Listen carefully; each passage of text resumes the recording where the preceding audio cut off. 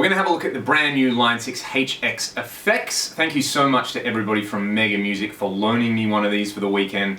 I've been having an absolute ball playing around with this thing in a variety of different ways with my rig. So let's briefly go over some of the features on the HX and what it does and what it doesn't do. The main thing that it does not do is it does not do amp modeling. So you can look at this kind of like a Line 6 Helix without all the amp modeling. However, it does feature the ability to load impulse responses. So if you were using, for example, a preamp pedal, or you were using a head and a load box, this is all you need to add to that to load your IRs and run all your effects and do all your channel switching. So channel switching is another thing that it does do. You can change the channels on your amp provided they have got a TRS style input. The Marshall fits that bill, and that's how I've got it set up. I have this foot switch here, which goes between the clean and the dirty channel, which is pretty awesome and amazing.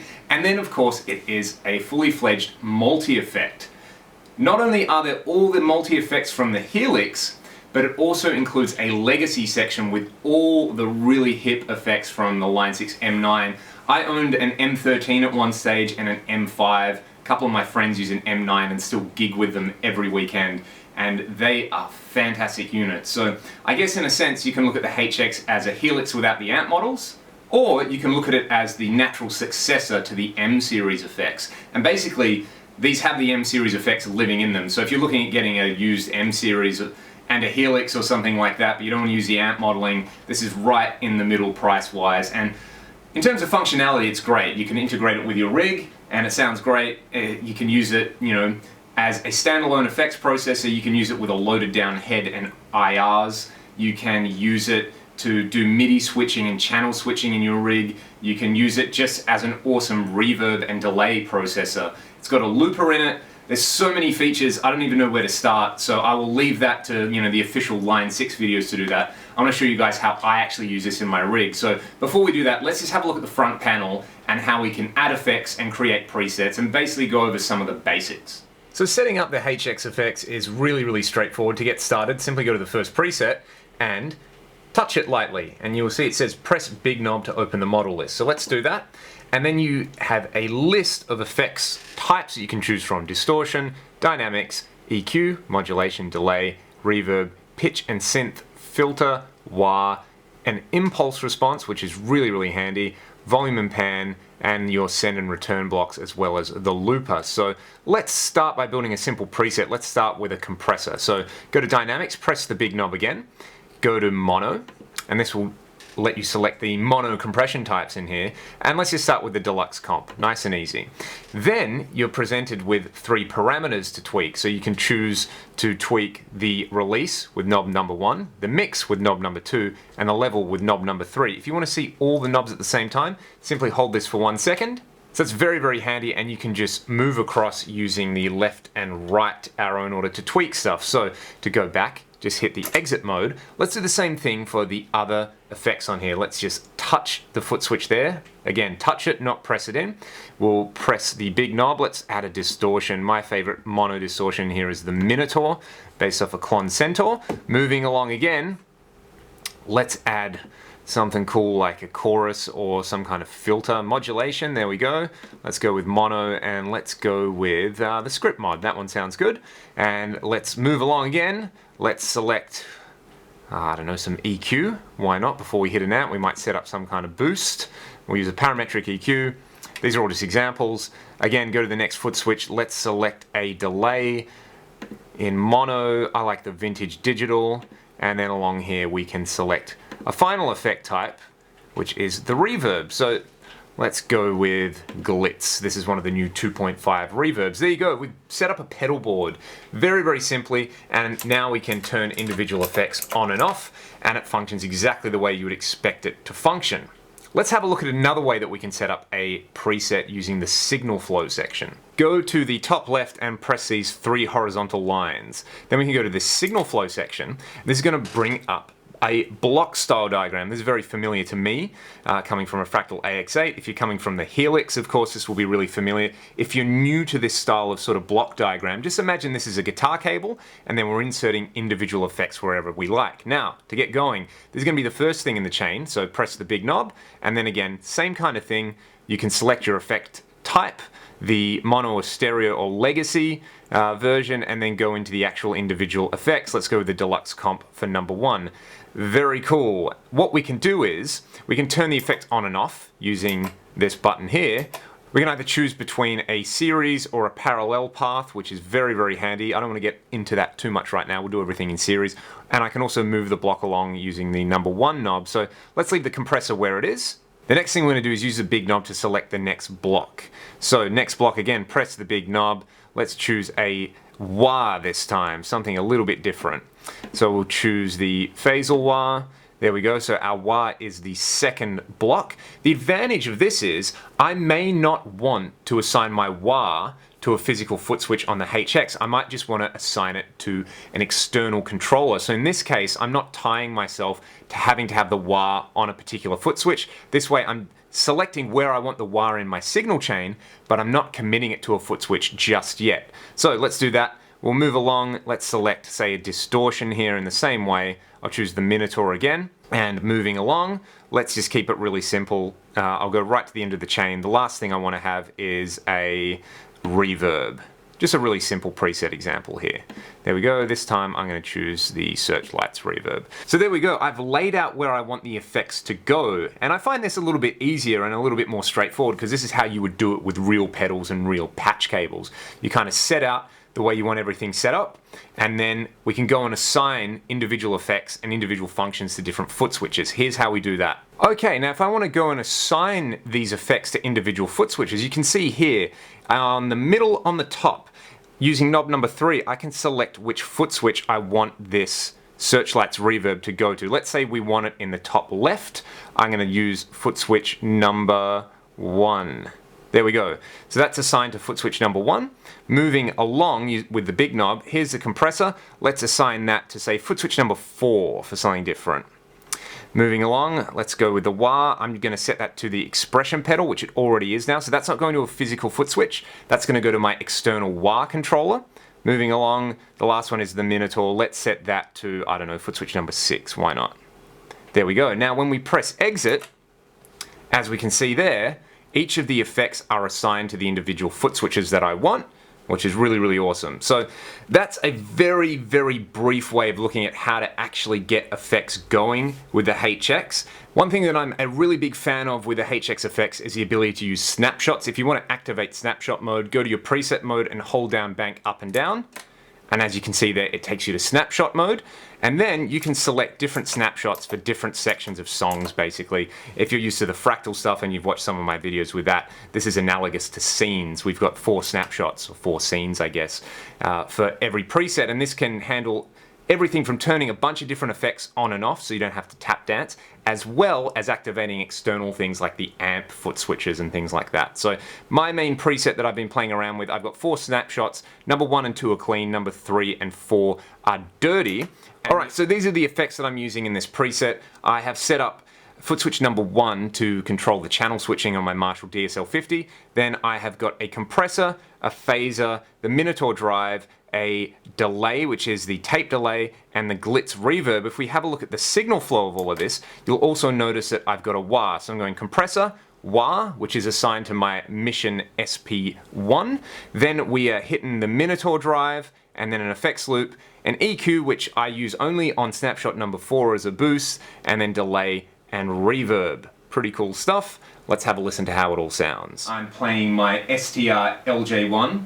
Thank you to everybody at Deviser Guitars for hooking me up with this one, of course. And then I'm going into the HX effects with my Marshall DSL-50 in 4 cable mode. In the other room, which you can't see, but it's that way, I've got my Mesa 212, which has a mismatched set of WGS speakers, a green beret, which I've got a new for me, but it's an old one from about 1970, Sennheiser MD421 in a tan color on the green beret. I think I already said green beret. The other speaker's a Reaper, and I've got an OPR modified SM57 on there. Here is the straight up clean sound with no effects. It sounds like this.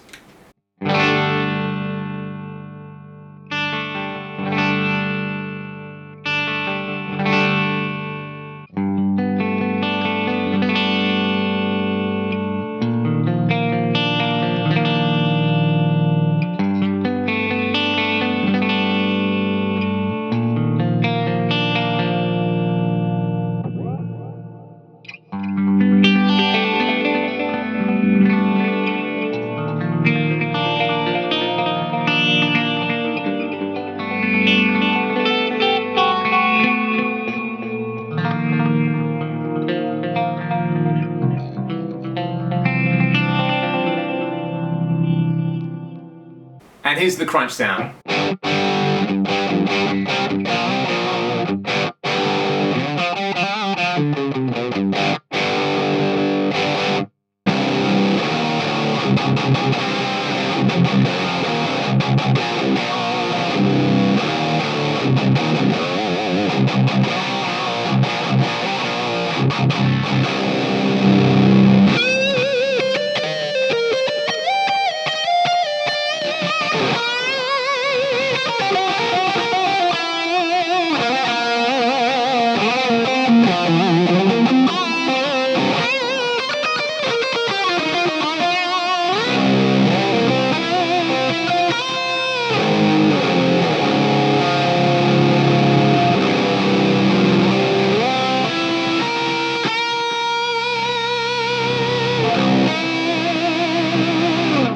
So no demo of a piece of gear would be complete without trying it with a Strat. I've set up a whole new preset here, and I'm using some of the legacy effects as well. So the first one is the new auto swell feature, then it's the boost comp, which is from the M series. That was probably my favorite effect in the whole M series. And then the triangle fuzz, which is one of the Helix fuzzes. Then we've got the auto filter and the Adriatic delay, again from the Helix. And then from the M series again, probably my second favorite effect, the particle verb. So let's just go through them one by one and have a listen to what they do. This is a 1977 Fender that I recently had refretted by Tim at MT Guitars, and it has some Sir Michael Landau pickups in it. Here is a straight up clean sound.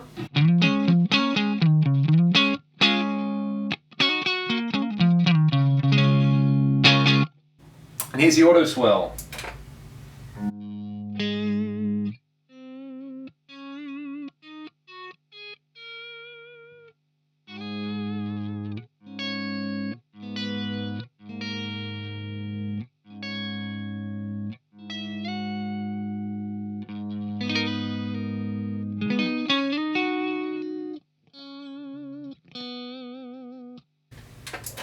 Here's the boost comp.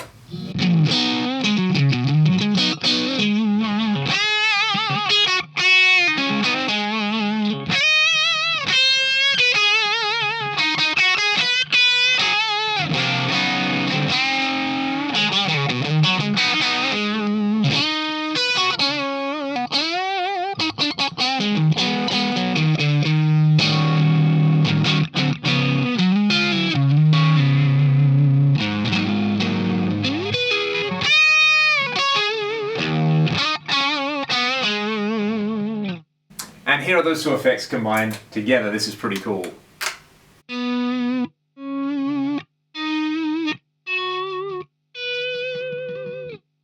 And here it is with some Adriatic delay and the particle verb.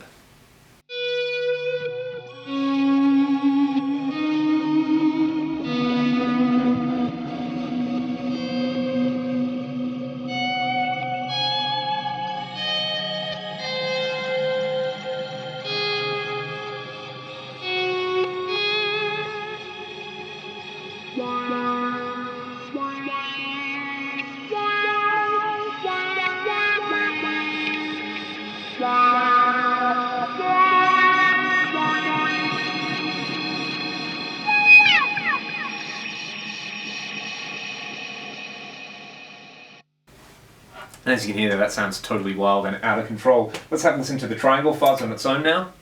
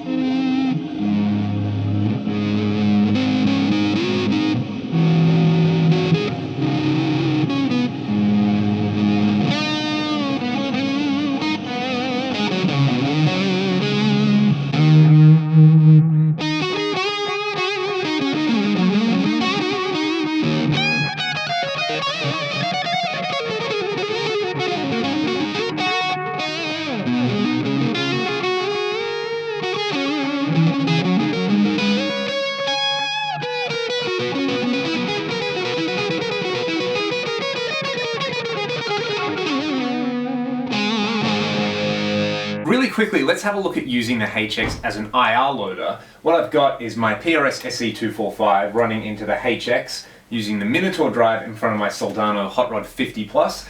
The Hot Rod 50 Plus is going straight into the Fractal X load, which is a load box. That's coming back into the HX, and I'm using an IR that I made with my good buddy Troy Natherban yesterday of a Marshall Vintage 30 loaded cab. And then I'm putting some delay and some reverb and a little bit of post studio style EQ on there. And it sounds pretty awesome. Let's have a listen just to a straight up drive sound, and then I'll add the drive and then the other effects.